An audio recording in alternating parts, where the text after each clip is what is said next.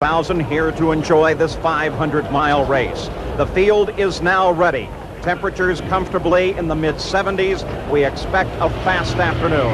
There is Howdy Holmes' car, and if you look over his right shoulder, you'll see the NBC kart cam. The view that it will be giving us throughout this race, looking over his shoulder, down at his instrument console, and out ahead on the race course. Our pole sitter, Tom Sneva, alongside Teo Fabi. Fabi, who sat on the pole at Michigan, sat on the pole at Milwaukee and at Indianapolis, but starts here in second place.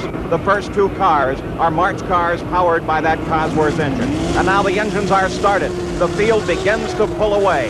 And Chief Steward Wally Dallenbach, like last year, has decided because the course is so rough here at Pocono, they will start in rows of two rather than in their traditional rows of three for a 500-mile race. Let's take a look at the field. On the pole, car number 5, Tom Sneva, the 77 winner here at Pocono, and knows the last 4 races have been won from the pole. Teo Fabi on the outside has been the pole sitter for the other 2 500s this year, Indianapolis and Michigan. The second row on the inside, Bobby Rahal finished 3rd here last year, while he battled for the lead at one time with Kogan and Rick Mears. On the outside, the defending champion, car number 1, Rick Mears. He holds the qualifying record here, but he's in a PC10 for this race. Bill Whittington on the inside of the 3rd row, a rookie here at Pocono, but very, very fast. Alongside another rookie, Al Unser Jr. He is driving a March, not the Eagle that he has been using in the earlier part of the season. The 4th row on the inside, Johnny Rutherford, a combination of a Wildcat and a March. Remember, he broke his hand in an accident here last year. Al Unser Sr. alongside Johnny in car number 7 on the outside. This is this year's model Penske PC11. Mario Andretti in the Lola that they've had so much trouble with in the earlier part of the season is on the inside of the 4th row. And alongside Mario, young Scott Brayton. A marvelous start for Scotty, who's moved up because several cars were disqualified. As we look at the rest of the field, we see that there are 12 rookies going to start here at Pocono. And the back of the field now consists of Kevin Kogan, Danny Ongayas, and Steve Chassie. Their cars, when measured after qualification, were found to have illegal heights of the rear wing, and they were moved to the back of the field. And here's how it looks from the 8th row, just over Howdy Holmes' right shoulder, as he begins to close up and the field now strings toward the green flag. Tom Sneva brings him down. Nick Bernaro waves the green flag, and we're off and racing at the Pocono 500. Tom Sneva jumps into the lead. Teo Fabi drops in right behind. Jose Garza came way down to the inside of the course. They may have started in rows of 2, but they darted out 3 abreast, coming down the main straightaway. Now the battle begins as Tom Sneva leads onto the Long Pond stretch, heading for the 2nd turn. The first 2 turns here are banked. The 3rd turn is very, very flat. Yes, it is, Paul, but as you see, it was a very clean start. When they come down the front straightaway, they still were 3 abreast, and that's what the drivers were really complaining about because the track was too rough. But still, when they get running out there, you really don't think about that. You're thinking about getting by the guy in front of you. And as they enter turn 3 now, you're going to see them get pretty well single file out on the first lap. Tom Sneva is out in front and completes lap number 1. In the lead, right behind him is Teo Fabi, and then a battle developing for 3rd place now. Rick Mears currently occupies it, but Bobby Rahal is tucked in right behind. Several cars moving out onto the rough section of the course as Johnny Rutherford comes along, tries to do battle with Bill Whittington. Coming through the first turn, Johnny Rutherford in that bright blue car. It is still Tom Sneva that leads. If you watch closely, Paul, you can see how rough the racetrack is, especially on the front straightaway. If they get out 1 or 2 car width, it's really rough. They have done some patchwork on the track. The number 2 turn is a lot smoother, I believe, than it used to be. Turn 3 is a little bit rough, but not all that bad. You know, there's definitely some talk about having to do something to the racetrack before next year because it does tear up the equipment on the car and causing to break suspensions and veering the cars off into the wall. Tom Sneva roars down the main stretch in first place. Teo Fabi sits in 2nd. Rick Mears is in 3rd, being challenged by Bobby Rahal as Rahal comes out alongside. And Mario Andretti close in just a bit, but Rick Mears holds on to 3rd place. The leaders now separating themselves just a bit. Here are the leaders as they come onto the Long Pond straight, and we watch as Rick Mears leads Bobby Rahal and Mario Andretti, but Rahal now being challenged by Mario Andretti. Andretti pulls along the inside. They're chasing Rick Mears, and Andretti gets past Rahal and moves into fourth place, now beginning a challenge on Rick Mears. First, second, come through the screen. Here is Rick Mears and Mario Andretti, now pulling just a bit ahead of Bobby Rahal. I think Mario is doing an exceptionally good job, you know, Paul. They've been having trouble with that car all year long. It's a brand new Lola that they had designed this winter and built, and he really hasn't been running all that well on the ovals. The road courses, he's been doing good, but on the ovals, they really haven't been doing that well, but it looked like they kind of found a little secret somewhere, and Mario's really coming up through there. Well, it certainly worked well on the road course, the 4.2 miles at Elkhart Lake. It gave Mario his first victory of the season, the first time that he has been able to win in that Lola, and it's been a very hard year for Eric Broadley. Carl Haas and that crew, the team, of course, owned by Carl Haas and Paul Newman. But now it's performing well here at Pocono as Mario Andretti is beginning to chase even closer Rick Mears. Back to the lead serial once again. Tom Sneva, as now Teo Fabi closes down just a bit on Tom Sneva. He is. He's really running well. I think Tails just kind of is going to run pretty consistent and take it easy. You know, they've had problems. They haven't won any races yet this year, but they have done well. But here comes Mario challenging Rick Mears now. He's gone around him for third spot. Indeed, Mario Andretti gets the job done, moves up into third place, and once he gets past Rick Mears, really pulls away quickly. Now sets his sights on the back end of Teo Fabi's car, and Bobby Rahal is closing on Rick Mears too. Yes, he is. It looked like he might be pulling out to go around him. He's giving her a shot. He didn't quite make her going into two. You can bet he'll be right there when they come to three, though. So the battle in this race has not been at the front. Tom Sneva has led from the start. Teo Fabi dropped into second place and has stayed there, but a revolving battle now developing around third place. And currently, it's occupied by Mario Andretti. Rick Mears has dropped back to fourth, but Bobby Rahal continues his challenge of Rick Mears. And in fifth place, Johnny Rutherford has moved up. Your teammate has put that brand new car. It's a combination of a Wildcat and a March, and it's running very well. Well, yes, he has, Paul, and I think he's pretty happy with the car. They really didn't get much of a chance to do much running with the car because Thursday and Friday it rained pretty much all day, and they got a little practice on Saturday and qualified. And by talking to Johnny, they're very happy with the car. Thinks the car is going to do real well in the race. Teo Fabi on the Long Pond stretch moved up, gave Tom Sneva a bit of a challenge, now drops back. He just seems to be poking at him, trying to find out where Sneva is fast and where he might be able to get by. Here now, Bobby Rahal coming alongside and beginning to push around Rick Mears as Bobby Rahal gets past Rick Mears, picks up fourth place, pushing Mears back to fifth. Johnny Rutherford is just off the screen, sitting in sixth place. You can see Rutherford as he comes down low. And let's go back and look at 10th place now. Here's the view over Howdy Holmes' shoulder. That's Don Whittington down on the inside, Chip Ganassi on the outside. A smoke, they touch tires. Whittington is spinning. Whittington up against the wall, a hard hit. He hits it again and again as Whittington slams into the wall. It looks like he just barely touched with Chip Ganassi. You saw it. The same view that Howdy Holmes saw. Holmes darted to the inside and got past. Whittington now sitting against the wall. The crews are there, no movement from the car. We'll see if Whittington's all right. Obviously, the yellow flag comes out, and Tom Sneva heads toward Gary Gerald. Paul, even though it is early in the race, Sneva and his crew taking advantage of the yellow, coming in to top off with fuel.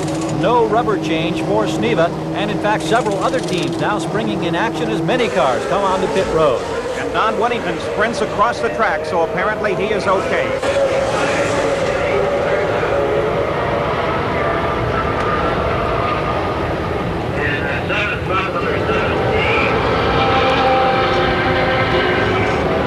The caution light is on. It was Don Whittington that put his car into the third turn wall. And let's put Gordon Johncock in the driver's seat. And Gordy, with that accident, what happened?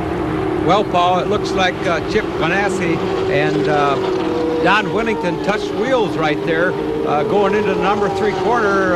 Don's going sideways there. Now you can see him going backwards. Now he's headed straight for the wall. Luckily there he turns sideways and hits it sideways instead of straight on. Off comes the right rear wheel. The right front is still on, but it seems to be hitting him in the head all the time there. That's the fourth time right there. Don is very lucky that part of the suspension off the right front wheel didn't poke him as it was falling back on the car. Now you can see that it falls clear off the car, but yet it comes back and hits on the nose of the car again.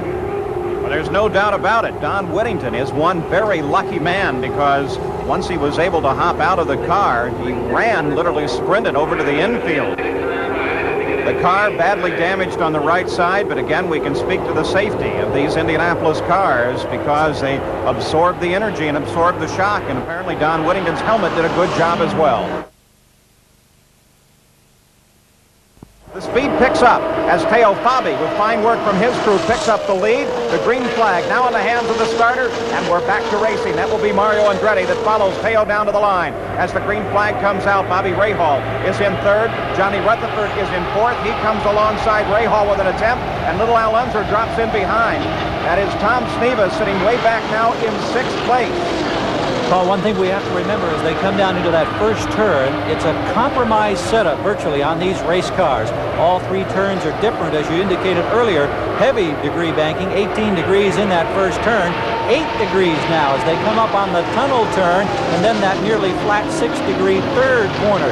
So you've got to figure out which of these corners you want to set your car up for, hope that it performs well there, and then that you can get safely through the other two. And right now, it's working beautifully for Teo Fabi. So now Teo is the leader, Mario Andretti in second place, but Teo can pick his way around this course, find what hopefully is the smoothest section. You'll notice, though, as these cars go over the bumps, how they will hop, and when they do so, they slam down on the pavement, and that begins to wear away the underside of the machine. So Gordon Johncock, let's take a look at it from Howdy Holmes' cockpit. Oh, yes, Paul, you can see by watching through the camera on Howdy's car how rough it really is. And I think you'll see as the race goes on that most of the guys will get away from trying to pass going down the front straightaway. As you can see right now, they're going down the front straightaway 3 abreast. But I think they'll get set up a little better with their cars as it goes on, going through turn 1, so they can pass between turn 1 and 2, and also between turn 2 and 3, where it is a lot smoother. You can definitely see Howdy's head get thrown back and forth when he slams over those bumps, and when you do it at 200 miles an hour, it rubs the bottom, the skid blocks, off these cars very quickly. The yellow flag is back out here at Pocono. The report is some debris on the race course, so they slowed the field down while we've been discussing the situation with the bumps here at Pocono International. But the kart crews have cleared the course, and it's safe to race again as the green flag comes out. It's Rick Mears, our leader. He is sitting back in the serial, though. Desiree Wilson actually will lead the field into the first turn in car number 34. Then Rick Mears, that's Dick Ferguson down on the inside, and Kevin Kogan is following Rick Mears. Now coming down through turn 1. Mears begins to close on Desiree, and Desiree loses it. Wilson into the wall. Mears gets by. Kogan gets by. Now several other cars involved. Several cars spinning as they come off the first turn. A car up over the wall. It slides down, pieces coming off of it. Several cars spinning. A serious and major accident here as we came back to the green flag. No movement in either car. That looks like John Paul Jr., the winner of the Michigan 500. No movement in his car. Desiree Wilson's car, the crews are there with her. She does not appear to be moving in the cockpit either. So a serious accident here. Chuck Ziprich is setting stop. Gordy, let's look at it. Yes, Paul. It looks like Desiree just starts to lose it there. It gets sideways. The car spins around. She hits the wall directly head on. Very luckily, by looks of the car, that's no worse than it is. And the rest of them coming from behind. You can see Scott Brayton there getting slowed down whatsoever. But here comes another car. Goes right over the top of Scott Brayton. It looks like John Paul Jr. And he is very lucky. It looks like he almost went over the wall. John Paul Jr. very close, rode up on top of this boilerplate wall here and comes to a stop. Now Chuck Ziprich is okay, but they are working at both John Paul Jr.'s car and Desiree Wilson's car. Now, as they pull debris away from the cockpit area of John Paul Jr., he stands up. Remember, he has 2 broken legs. He's still healing from broken legs suffered at the Indianapolis Motor Speedway in practice during the month of May. But as he steps down, apparently he's okay. He waves the crew away like he's all right. And Desiree Wilson, the indication is that she is all right as well, as the rest of the field comes through. But we do have reports that several other cars coming through that accident scene were involved, and there may be damage to at least 3 other race cars. One thing you got to worry about right there, Paul, there is a lot of debris on the racetrack there. and you have to watch that you don't run over some of that and get a puncture in your tire, you know. And there's evidence of it. Scotty Brayton, look at all the damage on the side of the car. He's got a flat right rear tire there, and there's Garza. His front wing is completely gone on his car. Bobby Rahal, his crew changing all 4 tires. He was in the accident as well and apparently flat spotted. That is, wore off one side of the tire and had to be changed. Gordy will look at it again as Desiree hits the wall head on. Yes, and I think the reason that Bobby Rahal, I think if you watch here close, I think you see Bobby Rahal right there in your circle. You can see Bobby Rahal spinning, and he's flat spotting the tires. And if he goes back to running 200 miles an hour, the car would be so out of balance that he wouldn't be able to handle it. It would pretty apt to shake something loose on the car. But a marvelous piece of driving by both Rahal and Siprich. Rahal manages to spin it 360 degrees, scrubbing off a lot of speed. That kept him from getting into the side of Desiree's car and drives around. Siprich stalled on the course. Mario Andretti, who the crews had to give a push to get started again, has some damage to the nose of his car. In fact, here he comes over to the wall. Now what he's done there is he's showing the nose of the car to the crew member at the wall so they can look at it and see what they might be able to do to repair it. And Paul, here on Jose Garza's pit, you can see no front nose wing on the number 55 car. Bevan Weston and the crew trying a makeshift job of taping up the nose. You can't help but wonder how dramatically the handling characteristics are going to change on this car as Jose pulls away. So as Jose Garza heads back into the traffic, the caution light is on here at Pocono. This is Paul Page with Gordon Johncock and Gary Gerald, and we're back at the Pocono 500, and Tom Sneva is back in the lead, being chased by Teo Fabi. Rick Mears in third, and Al Unser Jr. now sitting in 4th place, but beginning to close on Rick Mears. That's the slower car of Dick Ferguson out in front of Tom Sneva. As Sneva closes down, Ferguson is running off the pace. Sneva actually the leader on the race course at the moment. But little Al Gordy doing a wonderful job. Yes, Paul, he's been doing a wonderful job all year long. The kid uses his head, you know. You would think he'd been in championship racing with us for 7 or 8 years, but this is only his 2nd year. He ran a couple races last year. It's only his 2nd year with us, and if there ever was a natural in championship auto racing, it's Al Unser Jr. Of course, despite his age, he has tremendous experience. Started out in the sprint cars, was the Can-Am champion, made the move to the Indy cars this year, and is really doing a wonderful job. As we watch Tom Sneva in car number 5, leading the Skull Bandit of Teo Fabi, car number 33, a car trimmed in green. Many people have superstitions against it, but it's working for Teo. And now, little Al closing right up behind Rick Mears, setting in his draft, darts out and around. Can he hold it? Indeed he does, and little Al now pushes past Rick Mears and drops into 3rd place. So the standings at the front of the race change once again. It is now Sneva, Fabi, little Al, and then Rick Mears. So the race running up at the front once again. A tremendous battle here at the Pocono 500 as they head down toward that first turn. And look how quick he's closing in, Paul. You're going to see him right there on Fabi, right shortly. Look at him catch him there in number 1 corner, how quick he comes up on him to the number 1 corner and going down. He's getting a good draft on him going down the back straightaway. It looked like he might squeeze by him, got by him going into 2. So little Al, using momentum from the first turn, gets past Teo Fabi and now moves up to join the battle with the leader, Tom Sneva. Here's little Al coming down on the inside. Tries to pull alongside Sneva, comes in. Sneva opens a gap for him. Little Al jumps into it. Al holds on and jumps into the lead, but Sneva veers to the left. Sneva heads down the pits. Teo Fabi closes up behind little Al. Tom Sneva from the lead into the pits. Let's go to Gary Gerald. Sneva and his crew electing to pit at the extreme end of pit road, closest to turn number 1. He's off the throttle then as he comes down over this rough pit road surface. He comes in for what should be a routine stop, only the fact that it's under green flag conditions. No tire change for Sneva. They'll top off with fuel, but perhaps we've seen somebody dive under the rear wing, Paul. He may have killed the engine back here. Sneva's still in the pits. Indeed, he has killed the engine, so this is going to be a much longer stop than Sneva and the Big Naughty crew had anticipated. From our vantage point here, Gary, you can see the crew member with the inertial starter trying to get that engine restarted. A long, long wait as the seconds tick away. And Paul, further up in the pits, another potential problem. Indeed, there is fire at the rear of Danny Angaya's car. It appears that the rear wing has ignited. Water has been dumped on it. We have to assume it's from the exhaust heat of the engine, but it keeps flaming back up. And once again, a lick of flame at the rear of Angaya's car. The concern would be that they continue to throw water, that they might short out some of the electrical equipment or kill the engine of this car. Now, Danny Ungaius not being able to get that car restarted. The car on loan to the Patrick Racing Team is actually owned by Ungaius and his partner, Teddy Field. It appears that it might be completely stalled out of the race. Here's the lead once again. These two cars for the past several laps have been chopping at one another. Currently, the lead belongs to Al Unser Jr. with Teo Fabi right behind, but Fabi has been closing up, trying to get past Al consistently.